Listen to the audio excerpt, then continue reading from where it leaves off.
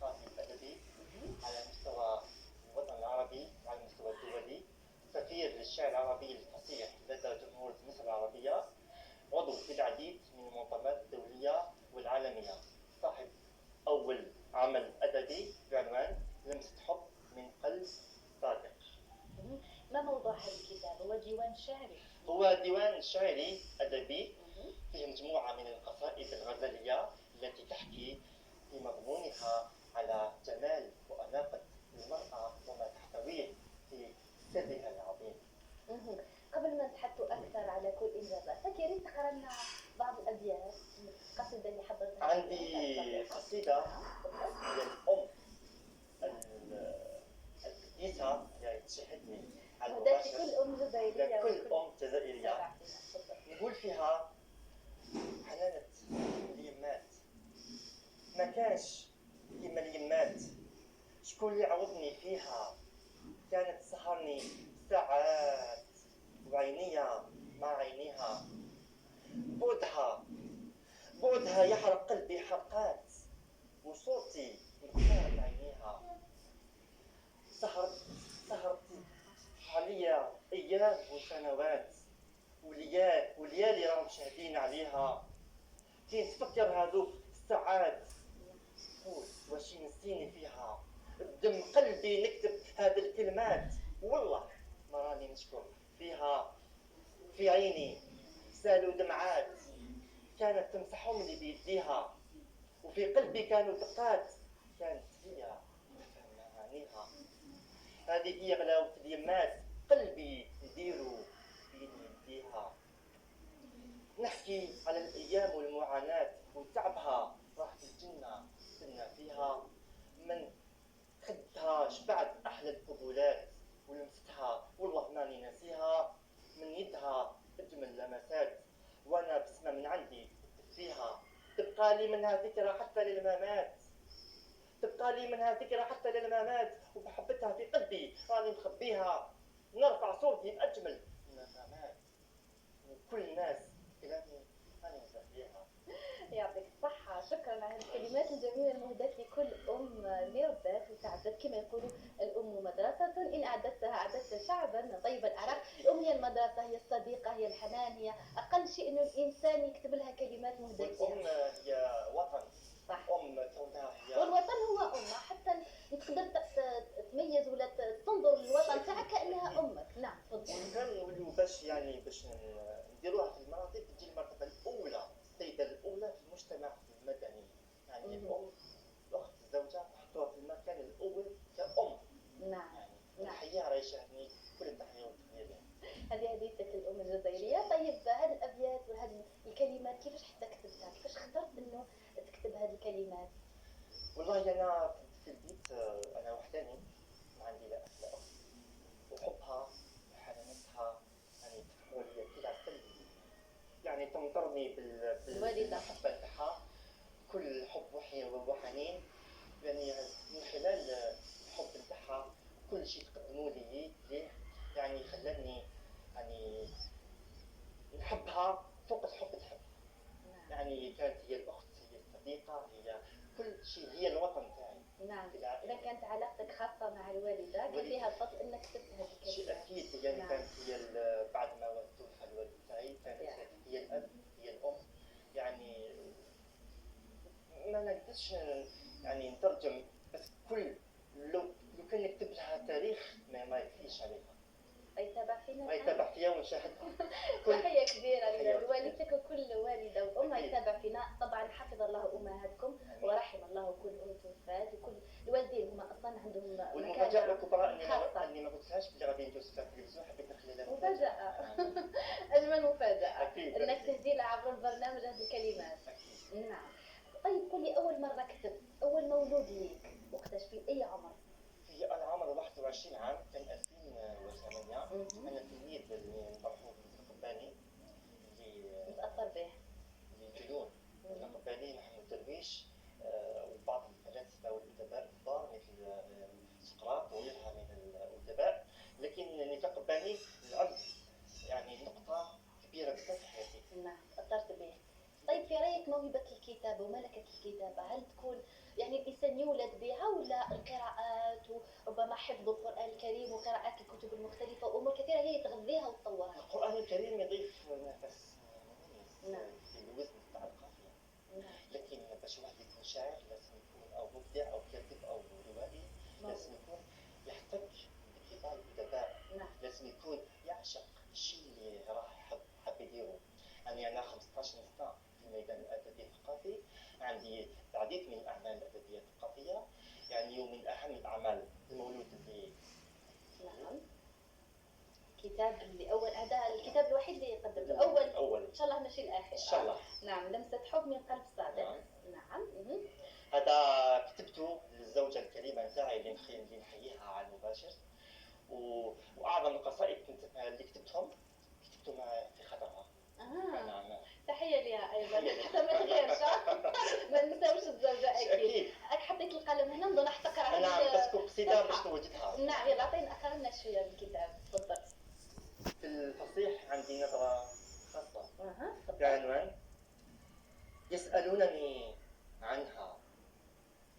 يسألونني عنها فأقول إنها البدر نزلت في ليلة فيها الحب والحنين.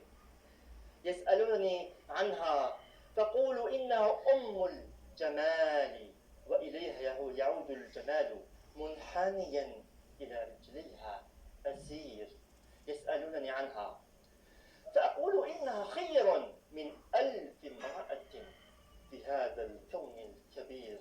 يسألونني عن شعرها فأقول إنه الحرير ومن حوله الطير يغرد للجمال الأصيل. يسألونني عن جمالها فأقول إنها المرآة تخجل من الوقوف أمامها خوفا من تصادم الوجيز. يسألونني عن عدم وصفها فأقول لهم إنها الشمس والشمس في النهار وصفها طويل وشعاعها كبير. فيترجونني عن وصفها ولو بالقليل فقلت إنها القمر القصير المدى والنجوم من حولها كالحمام بين الشعير.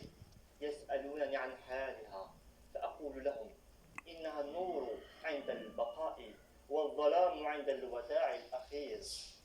من يراها تتدفق دموع عينيه كالمطر الغزير وتتواضع روحه كالفراش على السرير المستدير. صوتها ليس له على الأرض مثيل. يسألوني عن عينيها فأقول إنها تمطر عسلا في فم فتى صغير. ويسألونني عنها فأقول لهم إنها آية من آيات الله الجليل. فسبحان الذي خلق، الذي أهداها الجمال المنير، الذي ينير على كل وجه يراه في يوم جميل. من يسمعها يتفطن من حلم عميق ويحس بدفء الحنين. ومن يراها يتمنى أن يجمعه الله بها عما قريب والقربة بها وصيل. أنت الحب، أنت الحياة، أنت العمر، أنت الممات، أنت كل شيء في الحياة. يا سلام يعطيك الصحة. كلمات معبرة. أتمنى أن تكون خفيفة على المشاهدين الكرام وأن تكون كلماتي راقية مثل الإحساس. طبعا هي كلمات راقية والإحساس ظاهر عبر طريقة القراءة أو حتى الكلمات والعبارات المختارة. طيب ما هي مصادر إلهام الشاعر الكبير؟ والله هي مصادر إلهام الشاعر تكون من خلال تعيين المحيط وعمق كبير. المحيط الذي يعيش فيه يجب على الشاعر أن يحتك لا أقول بعمالقة الأدب العربي لكن أقول ببعض الفئات التي من خلالها يتمكن من كسب رصيد فكري على غرار الأرصدة التي يملكها. وكذلك المرأة العربية، المرأة التي من خلالها يكون الإلهام. والمرأة يعني أنا أراها قصيدة شعرية يعني أقوم بتحفها من خلال تلك الكلمات. نعم، أكيد لاحظت إنه المحيط تاعك هو مصدر الإلهام، الوالدة، الزوجة، التجارب، الخبرات هي كلها تؤدي إلى نضج الموهبة وإنه تقدم لنا هكذا أعمال. أكيد الآن حبيت نسألك فيما يخص ملكة الكتابة، هل عندك أوقات يكون فيها الإلهام؟ هل تفضل الأشخاص اللي تكون عندك يعني أوقات وحدها إنه الإلهام، ولا أنت تحضر نفسك تقول يلا حبيت هذا اليوم إنه نحاول نكتب وتقعد في هدوء وتكون عندك القلم وتحاول إنه هي أوقات جنون التي ينزل فيها الوحي يعني. نعم. بالتحديد ما هوش عندي وقت، لكن في أغلب المراحل هي في الليل. في الليل. الوحدة ونص الزوج 12 تجيني يعني يقول أنا قلت على طول نبدأ نكتب في الهاتف المقال يعني. لكن المشكل الأساسي مش إحنا كأدباء نقرروا واش نديروا. يعني يكون وحده الإلهام. ربي هو اللي يعطي باش يحب الإله هو اللي يختار لي. وأنا من 2008 حتى الآن يعني ما نخبيش عليك يا سيدتي أنه طاح علي واحد الإلهام لدرجة أني أنا يعني استغربت من نفسي. واش كتبت يعني أيام دراسية ولات يعني دول عربية تقوم بهم في أيام دراسية في مختلف الدول العربية. يعني هذا شرف لي وللجزائر. نعم أكيد. طيب وش تعني لك الكتابة في حياتك؟ تعني لي كل شيء. يعني الكتابة يعني تغير النظرة تاعي، المفهوم تاعي تغير، النفس يعني نشوف الدنيا بمختلف الألوان، كل شيء تغير في حياتي. يعني لدرجة أني ما كنتش متوقع أن نوصل لهذه المرحلة، وبالخصوص أني قبول عضويتي في العديد من المنظمات الدولية والعالمية خلاني نكتسب رصيد وعلاقات. وكان هو الأكبر من الشيء أنه أكيد تدعيم كبير من خلال المشاركات الدولية. طيب فيما يخص الرسائل أو المواضيع اللي تحب تعالجها، شنو هي الرسائل اللي تحب تقدمها من خلال الأعمال الأدبية اللي تكتبها؟ هل تميل للواقعية أكثر؟ تحب تعالج مواضيع ربما مستقبلا اللي تكون في المجتمع؟ هل أنت من الأشخاص اللي ربما يحب أشعار الغزل أكثر؟ ربما عندك رسائل أكيد أعمال. رسالتي كما كنت قبل وحاليا الآن كنت صاحبني للغزل، لكن بعد ما خرجت للخارج بدلت الرؤية نتاعي، وليت نميل لحقوق الإنسان. نتابع على حقوق الإنسان، الواجبات نتاعو، المتطلبات نتاعو.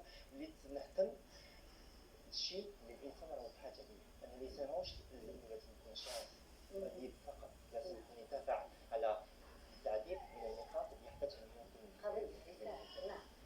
وهذا الشيء ضاف لي محبة ورصيد فكري ورصيد يعني مختلف النقاط اللي من خلالها كسبت جمهور كبير جدا في الخارج، ومن خلاله أحيي كل من شاهدني. وبالمناسبة هذه حبيت نوجه رسالتي للسيدة معالي وزيرة الثقافة اللي هي كانت سبب لي في بعض النقاط اللي نحييها، ولكم انتم على استقبالكم لي بحلاوة جد جد. العفو، أكيد إحنا ندعم القدرات والمواهب الشابة مهما كان المجال تاعها، كلها إحنا نحتاجوها ولابد إنه وظيفتنا أنه ندعموها عن طريق إبرازها للتلفزيون والمجتمع. طيب عندك قصيدة أخرى تقرأنا معك؟ نعم، قرأنا بعض المقاطع، بعض الأبيات الشعرية. نعم. أنا في الحب خجول. أنا في الحب خجول، وأمام باب قلبك أقف مبتسما وأستعد للدخول. يا ترى يا حبيبتي حبنا كم من الوقت سيدور؟ فصل واحد أو 4 فصول. أنا فارس وأنت وردة سأخطفك من بين الحقول. أنت زهرة عديمة الذبول طوال 4 فصول. أكيد إنه نعم تفضل. حبك في قلبي لا ولن يزول، ولوث حبك لم يجدوا له العلماء لا حل ولا حلول. لو كان كرهك في الورد لشرمته حتى ذبل. تصبر يا حبيبتي، ماذا لو كان حبك لكنت لأفعل. ذكر اسمك باللسان يشفي العقول، وعقلي في التفكير فيك كل يوم مشغول. وخفقان قلبي فيك فيطول ويطول. يا ترى يا حبيبتي قلبي أمامك ماذا تراه يقول؟ أم أنه يبدو كذاك الطفل الخجول الذي يقف أمام باب قلبك ولا يعرف الدخول؟ أنا من علم الحب في عينيك ماذا يقول، ونازعت الغمام من ذلك ورميته بعيدا يجول ويجول. أنا حب، أنا لغز، أنا مدرسة سلبت من الفتيات كل العقول، ونامت على لحن كلمات طوال الفصول. أنا في الحب خجول، وحنين الشوق لأجلك على وشك الوصول، فكوني أول من يقول لي حبك في قلبي لا ولن يزول. أنا ولن يزول، هو ماء يشفي كل العقول، ومطر غزير ينزل من السماء طوال الفصول. أنا حبي كثير. يعطيك الصحة. طبعا لا تكونوا خجولين في حب الوطن، حب الوالدة، حب الناس القراب ليكم. أكيد مفهوم الحب واسع جدا، يقدر يكون كل شخص مميز في حياتنا، وحتى الأشياء اللذيذة على قلوبنا كأرضنا كبلادنا. فيما يخص الشعر والكتابة، الشعر الثوري والوطني، هل فكرت أنه تكتب فيه مستقبلا تهديه للوطن الجزائري؟ حاليا حضرت قصيدة على الوطن. نعم. ما عاد كتبتها، لكن حب أولها حب لله، حب للوطن، ثم تبدأ العائلة من بعد. لكن أكثر حب اللي حبيته يعني الجنون هو حب الشعر. نعم. اللي حطني من مكان إلى مكان ما كنتش متوقع أن أكون فيه. نعم. في الختام، ربما عندك حلم في هذا المجال أو مشروع، أو وش حبيت تسطر مستقبلا أمور في حياتك ولا في موهبتك ولا في مجالك العملي؟ أولا عندي عديد من المشاريع. نعم. من أهم المشاريع هو برنامج دبلوماسية ثقافية. نعم. اللي غادي ندخل فيه في عمل أدبي بين يربط بين الجزائر والدول المجاورة. إن شاء الله. بالتنسيق مع وزارة الثقافة والاتحاد الدولي للأدباء والشعراء العرب. وعلى هذا الشيء بالمناسبة عندي ملف تاع حقوق الإنسان اللي غادي نتعامل معه مع الأمم المتحدة، وأني عضو ثم. ونصيحتي لكل شاعر أنه لا يأمل ما يعيش، يكون بقلب طموح برؤية عميقة، مهما فشل يعاود. صح. النور، الإصرار، ثم الإصرار، ثم الإصرار إلى. هذه رسالتك لكل شخص يتابع فينا عنده حلم وموهبة لابد من يدافع عليها. لا تيأسوا، الدنيا فيها عثرات ولكن تعلموا من هذه العثرات. كنت سعيدة جدا بحضورك معنا في هذه الصبيحة، تعرفنا عليك على الشاعر والكاتب حكيم. طبعا نتمنى لك كل التوفيق والنجاح في مسارك، ان شاء الله كل هذه المشاريع تحقق مستقبلا. كل التوفيق. اذا مشاهدينا، كان ضيفنا في هذا الصباح. تحيه صباحيه متجدده لكل المتابعين من داخل وخارج الوطن. جمعه مباركه عليكم جميعا مشاهدينا، ابقوا معنا.